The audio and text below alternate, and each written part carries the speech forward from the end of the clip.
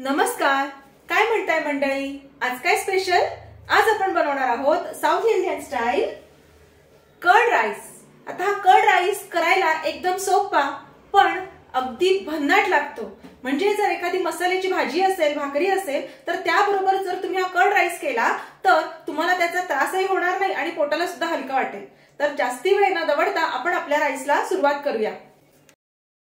इथे मी छान मऊ शिजवून घेतलेला भात यामध्ये घेतेय।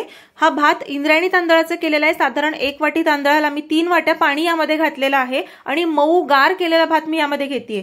फडफडीत भात आपल्याला नकोय, त्यामुळे असा तांदूळ निवडा की ज्याचा भात हा मऊ होणार आहे आणि अवश्य घेताना हा गार भात आपल्याला घ्यायचा आहे। आता यामध्ये आपण घेणार आहोत बारीक चिरलेली काकडी, बारीक चिरलेली कोथिंबीर, छोटे छोटे तुकडे केलेले द्राक्ष, डाळिंबाचे दाणे आणि फोडणीच्या साहित्यामध्ये जिरं, मोहरी, कढीपत्ता, बारीक चिरलेली लाल मिरची, हिरवी मिरची आणि मीठ चवीनुसार। आणि हो, दही जे आहे ते आंबटपणानुसार तुम्ही कमी जास्त घेऊ शकतात। आणि सगळ्यात महत्त्वाचा घटक म्हणजे आपण यामध्ये वापरणार आहोत थोडंसं अर्धी वाटी दूध। तर आता आपण तयारीला लागूया। तर आपण छोटी कढई घेतली आणि त्यामध्ये तेल घेतलेलं आहे। तेल छान तापलं की आपण यामध्ये जिरं आणि मोहरी घालणार आहोत।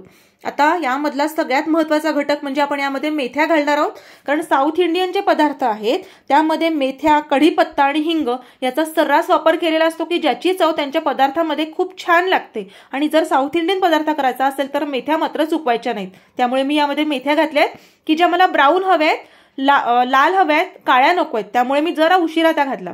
आता यामध्ये मिरची घातलेली आहे। हिरवी मिरची बारीक तुकडे करून घालायची, तिचा तिखटपणा छान तेलामध्ये उतरला पाहिजे। आणि मग नंतर आपण घालणार आहोत लाल मिरची। लाल मिरची पण मला लालसरच पाहिजे, ती काळी किंवा ब्राऊन नकोय, त्यामुळे ती लालसर होईपर्यंतच आपल्याला त्यामध्ये ठेवायची आणि गॅस बंद करून टाकायचा आहे। गॅस बंद केल्यानंतर आपण यामध्ये कढीपत्ता आणि हिंग घालणार आहोत, जेणेकरून हे दोन्ही घटक यामध्ये जळता कामा नये की ज्यामुळे जळका वास आपल्या भाताला येईल। तर अशा पद्धतीने ते छान परतून झालं की सगळंच्या सगळं आपण भातावर घालून घेणार आहोत आणि छान एकसारखं ते हलवून घ्यायचंय। कढईला जर काही फोडणी लागली असेल तर ती थोडा भात घालून ती काढून घ्यायची। आता यामध्ये आपण चवीनुसार मीठ, दह्याच्या आंबटपणानुसार मिठाचं प्रमाण आपण ऍडजस्ट करायचंय। चव बघून तुम्ही मीठ कमी जास्त करू शकता। आणि जे काही फळ आपण घेणार आहोत त्यामध्ये डाळिंबाचे दाणे आहेत, काकडीचे तुकडे आहेत, द्राक्षाचे तुकडे आहेत, हे सगळं घालून घ्यायचंय। हे सगळं थोडं हलवायचंय आणि मग त्यामध्ये आपण घालणार आहोत थोडंसं दूध। आता हलवताना खूप अगदी जोरजोरात नाही हलवायचंय, आपल्याला हलक्या हाताने ते हलवायचंय, कारण आपण यामध्ये जी फळं वापरलेली आहेत ती यामध्ये मोडता कामा नये। तर अशा पद्धतीने ते छान हलक्या हाताने हलवून झाल्यावर अर्ध्या वाटीपैकी थोडं दूध आपण आता घालणार आहोत आणि थोडं नंतर, कारण भातामध्ये दूध हे ऍब्झॉर्ब होणार आणि भात पुन्हा अगदी घट्ट गोळा होणार आहे, त्यामुळे जेवायला बसताना त्यामध्ये थोडं दूध आपण घालून घ्यायचंय। आता सगळ्यात शेवटी कोथिंबीर त्यावरती पेरायची आहे आणि जेवायला बसताना त्यामध्ये आपण थोडंसं दूध हे घालून एकसारखं जस्ट हलवून घेणार आहोत की ज्यामुळे भाताची कन्सिस्टन्सी तुम्हाला छान दिसेल। आणि अशा पद्धतीने आपला South Indian style curd rice तयार झालेला आहे, ज्याला आपण दहीबुत्ती असं म्हणतो। जर तुम्हाला आवडला असेल तर नक्की करून बघा। आणि हो, पहिला घास घेतल्यानंतर तुम्हाला त्यातलं डाळिंब, द्राक्ष, हिरवी मिरचीचा तिखटपणा आणि मेथ्यांची जी फोडणी आहे त्याचा वास खूप छान जाणवणार आहे, त्यामुळे नक्की करून बघा। आवडल्यास मला नक्की कमेंट करा।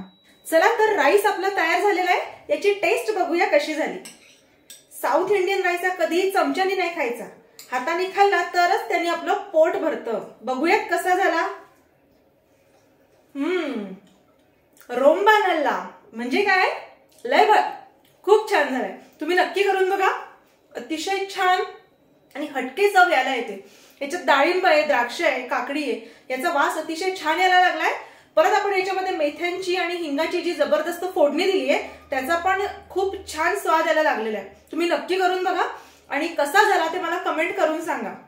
आणि हो, आपल्या चॅनलला लाईक, शेअर आणि सबस्क्राईब नक्की करा, कारण तुम्ही जर सबस्क्राईब केलं तर माझ्या येणाऱ्या सगळ्या रेसिपीजचे नोटिफिकेशन्स तुम्हाला येत राहतील।